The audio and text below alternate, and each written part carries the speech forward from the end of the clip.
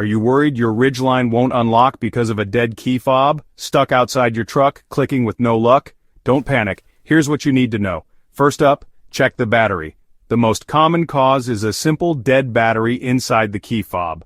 Pop open the back, swap in a new battery, usually a CR 2032 coin cell, and try again. Still no luck? Make sure you're close enough to the truck. Interference from other electronics or even a metal object nearby can block the signal. Next, check for physical damage. If the fob's been dropped, soaked, or stepped on, the internal electronics might be broken. In that case, it may be time for a replacement key fob. Also, double-check if the key fob needs to be reprogrammed.